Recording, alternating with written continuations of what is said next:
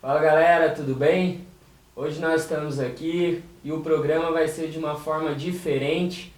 Eu trouxe dois amigos aí para conversar um pouquinho com a gente.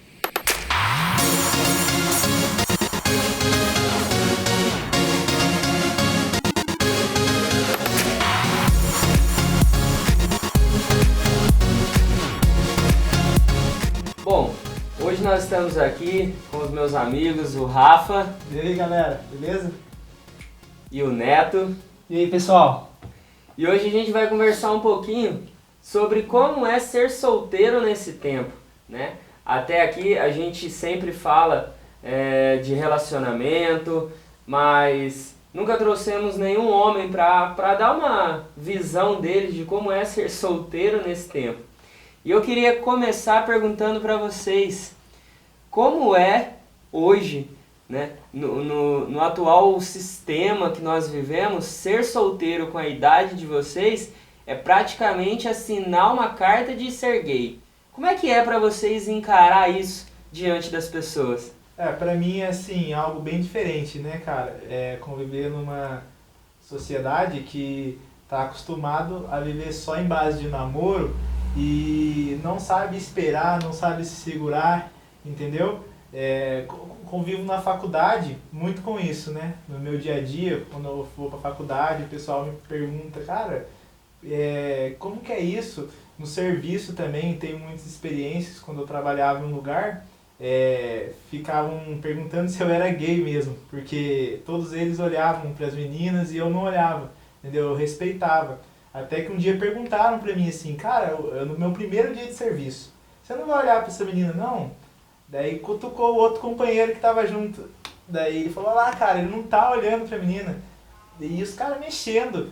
E aí eu disse, cara, não, eu respeito a minha esposa. Entendeu? Daí ele falou assim, que esposa, nem namorada você tem, como é que você vai ter esposa, cara?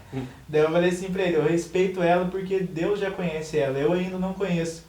Então, eu respeito ela sem mesmo eu conhecer. Isso pra mim, eu vejo que é um motivo de honra, cara. Quando você respeita a pessoa mesmo sem ela estar perto. E no caso tinha um cara junto que já era casado. E ele ficou super espantado assim, né, cara? Daí eu falei, daí eu já aproveitei o gancho e falei, cara, e você? Você tá mexendo aqui com a menina, sendo que você é casado, você acha legal isso? Como sua esposa pode estar mexendo agora com o cara, você gostaria? E nisso quebrou o gelo, cara. Perto de mim ele não mexeu com nenhuma mulher mais, entendeu? E hoje você está numa sociedade onde se você não tem uma namorada, você é o estranho, né? É necessidade hoje você ter alguém, e as pessoas hoje, se não estão em relacionamentos, elas estão procurando um relacionamento. Elas ou postam fotos em Facebook, ou ficam no WhatsApp sempre buscando algo que possa suprir essa carência, né? Eu tenho uma identidade e eu não fico pensando pelo que as pessoas vão achar de mim, né? Eu me preocupo com o que Cristo vai achar de mim. E é bem legal isso que vocês estão falando, né? Porque hoje, jovens nessa idade, a mente ela é praticamente voltada para um assunto, que é relacionamento. É namoro, é ter alguém do outro sexo, né? Como se a vida não existisse sem você estar com alguém. E aí eu queria fazer uma outra pergunta para vocês, que diz respeito a esse tempo de esperar, esse tempo de solteiro.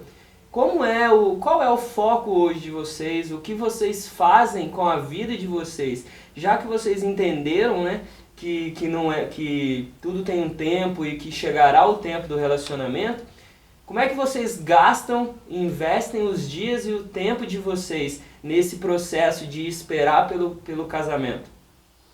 Então, como eu entendo hoje que não é tempo realmente, eu tenho outros focos, onde eu sou jovem, eu tenho que estudar, eu tenho que focar na faculdade, eu tenho que focar no meu emprego, eu tenho que focar em manifestar Cristo tanto para os meus amigos quanto para a minha família também, porque quando você fica focado em satisfazer o desejo da sua carne, a sua carência, esse é o foco, digamos, todos os dias, né? Você conheceu uma nova pessoa, você já pensa, nossa, ela é solteira. Você tem amigas, nossa, será que eu posso ter um relacionamento com ela? E quando você tem o foco que você, realmente você vai ter uma esposa lá no futuro, mas hoje você tem que focar na faculdade, no profissional, em ter comunhão com sua família. E como é que foi para vocês quando vocês tiveram acesso a esse modelo de relacionamento que Deus estabeleceu para as pessoas, um padrão de conhecimento? Como é que foi isso? Como é que foi a primeira reação? Né? Eu lembro que quando me foi apresentado isso, e era bastante novo assim pra gente, foi algo que eu ainda não tinha dimensão do que era. E eu fui vivendo debaixo de obediência, fui seguindo as orientações e fui descobrindo, né, em Deus e junto com a paternidade como é que era, como se portar durante esse processo de corte. Como é que foi para vocês o primeiro contato com corte, um novo modelo, um novo padrão de relacionamento? Quando eu conheci, assim, cara, foi algo pra mim que eu achei muito especial. Que eu sempre sonhei com isso, em ter uma família, entendeu? Em ter um relacionamento, assim, mais sério. E no mundo você não acha isso, meu irmão. Daí, eu escutei o Gleison ministrar sobre isso. E como neto também, cheguei dando logo uma bola fora.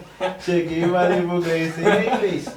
Tal, eu tô interessado em tal menina, cara. Falei pra ele.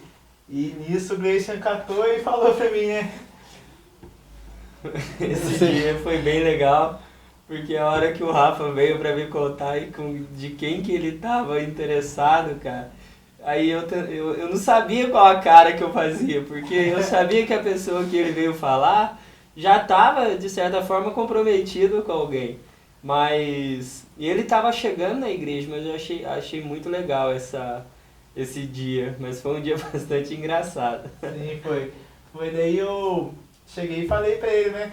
Daí, o que eu faço, né? Achei legal, cara, ter uma pessoa pra direcionar a gente. Daí, cara, uma coisa eu te digo, tira da sua cabeça. Entendeu? Eu falei assim, nossa, mas por que tirar da minha cabeça? Daí ele falou assim, porque essa pessoa já é comprometida, cara, entendeu? Quando a primeira vez que eu ouvi falar sobre corte, confesso que foi um susto, né? Porque na igreja nós aprendemos que o namoro tem propósito, o namoro com propósito, né? E namoro não tem namoro com propósito, não tem base bíblica para isso. E quando eu ouvi falar de corte, foi com o Gleison mesmo, eu ouvi ele dizendo, e depois eu tive um tempo com o Gleison. E eu perguntei algumas coisas, ele me esclareceu muitas. E depois de um tempo eu até falei pro Gleison assim, ô Gleison, eu olhei para uma pessoa e eu achei ela interessante. Mas eu não fiz isso com aquele olhar de imaturar, eu vou sair olhando as pessoas e vou falar que eu estou interessado para ver se o Gleison acha legal. Mas nós temos que nos proteger, então é legal a gente passar para a nossa liderança se a gente viu com um olhar diferente uma pessoa, porque nós não podemos jogar expectativa no nosso coração, né? Então às vezes a pessoa ela ou tem interesse em outra pessoa, ou vai fazer corte com outra pessoa, ou o Gleison, ou o seu líder, pode falar, não tem propósito, não tem nada a ver. Então é legal você estar passando para a sua liderança para você não acabar sendo frustrado com as expectativas que você mesmo cria, né? O legal de quando a gente expõe, né, o nosso sentimento para um líder, e ele vai e dá um corte e fala, não é de Deus. Muitas vezes as pessoas elas esperam para falar com o líder quando algo já está sendo gerado no coração dela, né? Daí ele vai falar com o líder e o líder fala não e você sofre porque a pessoa que você jogou a expectativa ele não é obrigado a suprir. E depois de um tempo que eu falei com o Gleison a primeira vez, daí depois de um certo tempo eu fui falar com ele de novo e eu pensei, porque a primeira vez quando eu fui falar com ele eu me interessei, mas depois eu comecei a pensar, eu fui mais racional do que emotivo, né? Eu falei, peraí, entrei na faculdade agora, estou buscando emprego, estava desempregado. Se eu for começar uma corte, eu vou casar daqui 2 anos? Não, porque eu vou estudar 5 anos. É verdade. Então eu falei, muitas vezes a gente tem que ser mais racional do que emotivo, né? Porque depois quando a pessoa começa a gostar de alguém, é difícil a pessoa... Eu achei legal uma colocação que o Rafa fez aí, que é bem aquilo que retrata o que é a corte, né? Porque o Rafa comentou que quando ele teve acesso à corte, ele falou, achei algo muito especial. E é exatamente isso mesmo, né, que a corte nos proporciona. Às vezes a gente conversa, às vezes a gente vê algumas pessoas que ainda não têm o entendimento do que é a corte, achar que a corte é apenas privar de um contato físico. Acha que a corte é apenas um momento de você se abster de um beijo, de um sexo, e muitas vezes não tá beijando, não tá tendo contato físico, mas a mente tá podre. A mente tá que é só pornografia, a mente não pode ver uma irmã, não pode ver uma irmã na igreja, não pode ver uma pessoa na faculdade, que já começa com o olhar de raio-x, né? E aí eu queria fazer uma outra pergunta para vocês, que vocês entenderam o que é a corte, vocês entenderam esse tempo de solteiro, mas quais seriam hoje as principais ferramentas que vocês têm na vida de vocês, que vocês fazem uso constantemente, diariamente, para poder viver o tempo de acordo com aquilo que Deus tem para vocês? Hoje os dois estão solteiros, num tempo de espera, produzindo, né, tratando do caráter, produzindo aquilo que Deus quer para vocês nesse tempo. Como é que hoje é para vocês para conseguirem viver esse tempo? Do que vocês fazem uso? Do que tem na vida de vocês? Gleice, essa pergunta ela é muito interessante, porque o que hoje supre nossa carência é Cristo, né? Então hoje, qual é o maior propósito do cristão? É manifestar o Cristo que habita dentro de nós. Então, hoje, em vez de eu ficar focado num relacionamento, eu foco em conhecer mais o Cristo que habita em mim. Então, eu leio a Bíblia, eu estudo, eu medito. Então, Cristo hoje, ele supre a carência que hoje eu poderia estar sentindo por uma pessoa. Eu vejo assim que uma das ferramentas necessárias e pra mim tem sido muito importante é um lugar inédito, cara. Que sempre quando aparece eu não perco um, porque daí eu pego várias, cara, ferramentas pra mim colocar em prática, entendeu? Essas são palavras, cara, então, que encaixam na minha vida, entendeu? Pra o que eu tô vivendo. Então, quando eu assisto, eu paro e falo, nossa, cara, isso daqui eu tô pisando na bola ainda, então vamos ajustar, vamos alinhar, entendeu? E o que eu tô fazendo certo, eu dou continuidade. E venho aos cultos, entendeu? Venho estar me alimentando da palavra também. Busco amizades com propósito, entendeu? Amizades que vão colaborar por que eu estou vivendo, entendeu? Esse grande amigo aqui. Essas são coisas fundamentais, né? Que o Rafa tá falando. É a questão de você, né, conhecer, como o Neto falou, conhecer o Cristo que habita em você e através disso você ser ativo no ministério, você ter conversas e amigos que te ajudam, porque a Bíblia diz, né, tem uma passagem lá no Evangelho que diz, não lancei pérola aos porcos. E às vezes a gente quer falar de algo tão precioso para quem não quer ouvir, e às vezes a gente acaba sendo motivo de chacota, motivo de riso. Então a gente tem que até mesmo aprender a compartilhar com pessoas que querem ouvir. Então é importante, né, porque tem amigos que você vai chegar, vai falar que você está nesse processo, e eles vão falar, cara, você tá louco, o que é isso?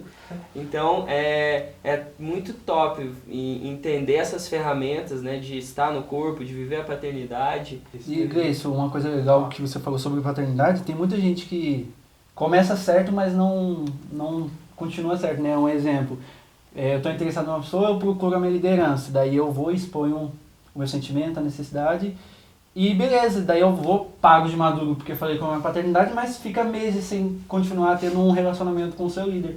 E o seu líder às vezes está preocupado em o que será que ele está pensando, será que ele está entendendo, e o irmão ele pensa, não, falei com ele, agora eu já sei o que eu tenho que fazer, e não é assim. O pai, ele vê o que o filho está fazendo, e um pai, ele muitas vezes vê o que o filho está fazendo algo errado e o filho não vê. Eu tenho uma irmãzinha onde eu vejo ela, quando ela vai subir no sofá e vai cair, ela não tem maturidade para entender que ela vai cair e machucar. Então eu me antecipo e seguro ela. Então, sempre nós temos um relacionamento com a nossa paternidade. Não é imaturidade você depender de um pai. No mundo você tem que depender das pessoas, você é imaturo. No reino de Deus, não. No reino de Deus você não faz nada sozinho. E é importante entender. Eu quero conduzir para o final entendendo isso. Que às vezes as pessoas acham que é imaturo você... eu sou Não vou ser dependente de alguém. Na verdade, não é imaturidade, é inteligência. Quando você faz uso da paternidade, quando você depende da voz de Deus, entende que a voz de Deus é também a voz da sua liderança. Bom, galera, muito obrigado. Quero agradecer a vocês que estiveram aí com a gente hoje. Você também que está aí em casa nos assistindo, compartilhe aí esse programa, se inscreva no nosso canal. Deus te abençoe e até um próximo. Falou, galera. Valeu!